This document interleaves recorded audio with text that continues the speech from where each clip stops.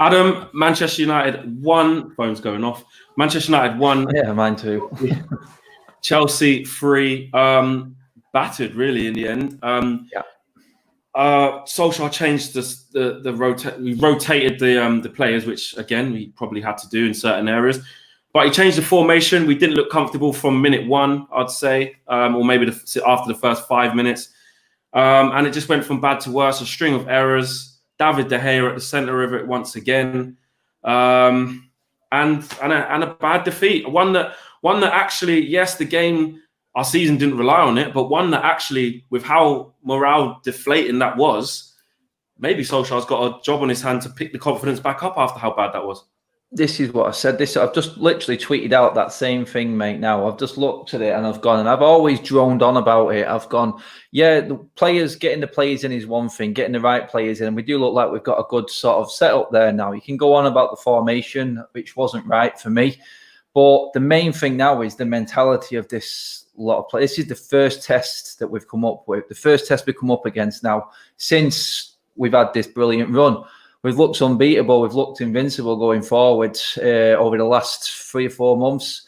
And now this is the ultimate test. It's come at a pivotal stage of the season. Never mind how we're feeling. That's Chelsea going in with their tails up to the Liverpool game. So this all comes down to now is this week. What's the reaction like from this bunch of players this week? How are we going to react to being absolutely battered, outplayed, outfought, outrun? We played that game from the first minute, pretty much like Ollie called it in his press conference. 2 days behind Chelsea. That's exactly how we played it from the word go, mate. They were fitter, they looked stronger, they looked like they were up for it more than us, and we just played like Ollie said. It was like an old Mourinho sort of saying, using an excuse before we went. As soon as that happens, we know what's coming, exactly what's coming. I understand that it probably wasn't fair, but nothing's fair in this project restart. Nothing's been fair to any team. It's been hit, miss all over the place. If you're in every single competition going forward, then you need to be ready and be prepared. The team today, like you said, we talked about it beforehand. Why change the system now? We are in a position, the best team in the league at the moment, form-wise, thinking and worrying about another team's actual attributes. Never mind their attributes. Where's the weak point? We're the team in form. We should be playing the way we want to play and hitting them where their weak point is, which is at the back. Man, they look shaky today at the back, Chelsea, and they played us off the park. So the tactics were wrong.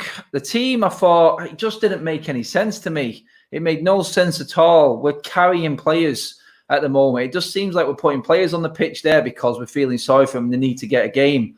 I thought Igalo would have played today because, yeah, we're running out of steam a little bit and we needed an out ball. We needed someone who could hold the ball up. Rashford and James was not working today. It looked like we were playing a false nine with Bruno in the first half to me, mate. Yeah, he was playing so high up. He was playing so high. Where do you stand, Adam, on like the players, David De Gea?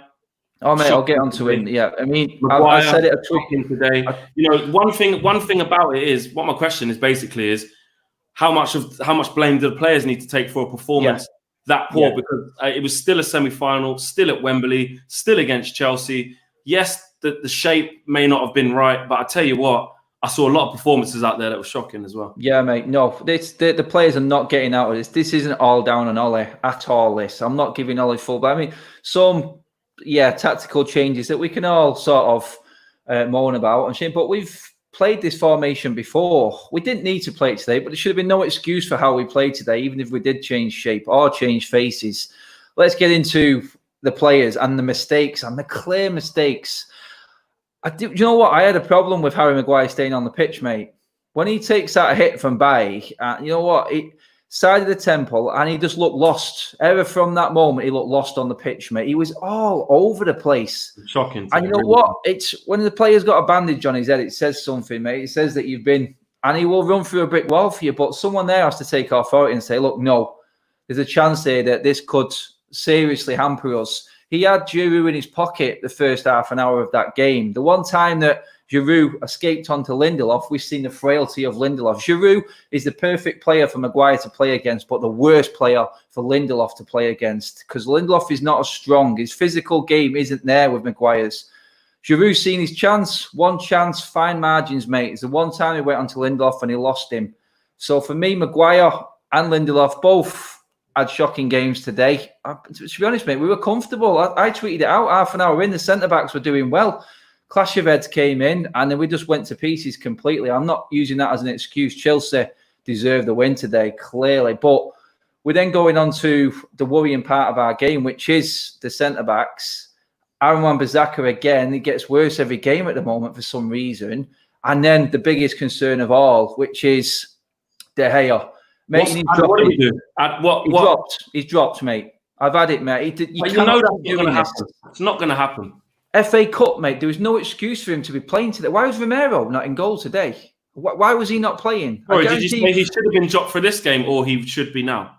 He shouldn't have been in this game from the start. Right.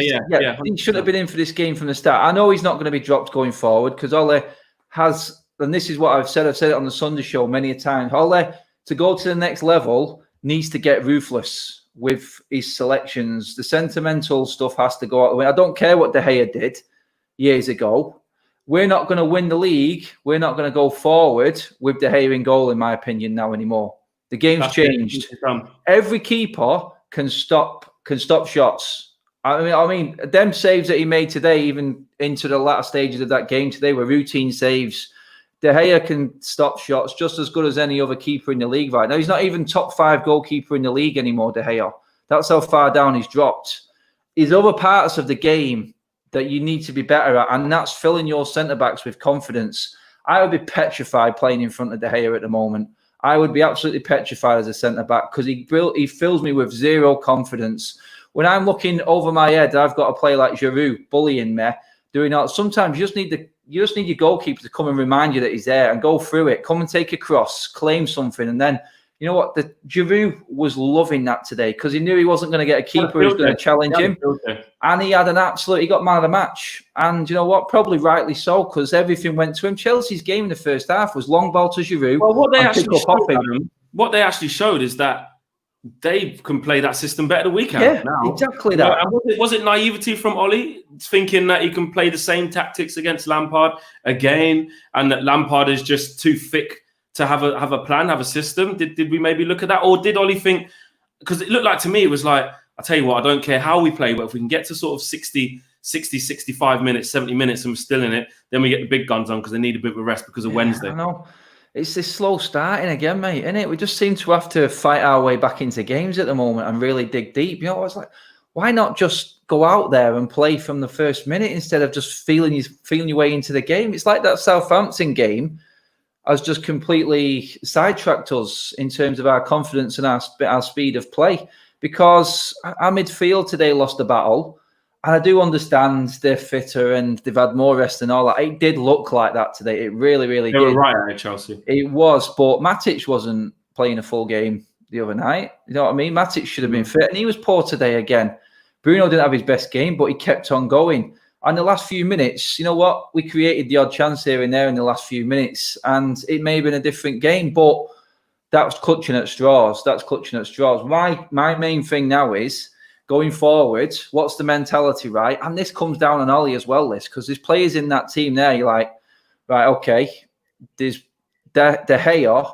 There's, you know what, mate? If I was the manager right now, I'd be looking at De Gea and I'd be going, drop him now. He's not. He could cost us. He could cost us hugely going forward. If that's what we did. We talked about it the other day on the Sunday show a few weeks ago, mate. You was on it as well. And you were bringing up some mistakes that he's made in other games that he's cost us. He's cost us there today. He should have really got more on the first one. The second one is inexcusable. Brandon Williams doesn't get off either on this one. I love Brandon Williams, but to do that first thing in the second half and just kill the game off completely, 2 huge errors there. But this is it now. Where's your head at now? We've been waiting for it. I said it a couple of weeks ago. I'm going to be interested to see what happens when we lose a game or we play really badly. What happens next? Because this team has all the tendencies to go hide and start feeling sorry for themselves, mate. You're right, having the good players, and you can have all the best players in the world, but you need to build a winning mentality. A winning mentality now, after this game, Liverpool and a City would go on and win the next game and go out and still play exactly the same way. The question is, can we do that? So intrigued to find out if we can, mate. I am so intrigued to see what happens against West Ham because you know what, that game there, you look at it now, we go and win. We should go out there now and just go at West Ham and say, look, Leicester have been smashed today. If we go and score 3 or 4 goals, we're in the Champions League, because Leicester won't be able to turn that deficit over in goal difference, even if they beat us on the last day. That's what you should be thinking like going forward right now. You should be going in, let's just go and kill this season off now. Win 3-0 and avoid a 3-0 defeat at Leicester, and you're done. That's it. But you know what? We have got the right players there. It's all down to the characters in this team now. The Bruno's there, still doing what he did, even towards the end of the game. We are going to need these players more than ever. It's all right, people picking up mistakes and them having bad games. It's them players now that are going to drag this team all the way through to the finish line and hopefully get into that top 4, because that's all that matters now. We've had that day today. We were off the boil completely. Chelsea were by far the better team, but it's all about what happens on Wednesday now. I'm forgetting about that today. I'm intrigued to see what happens next, mate. That's my. I normally would get to the end of a Fancam and ask you for your man of the match, but I'm not going to do that today. Who was your player? What was your worst performance?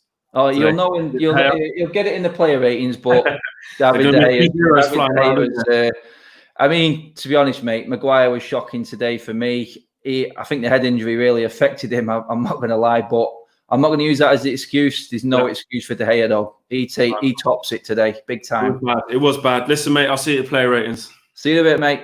Take care.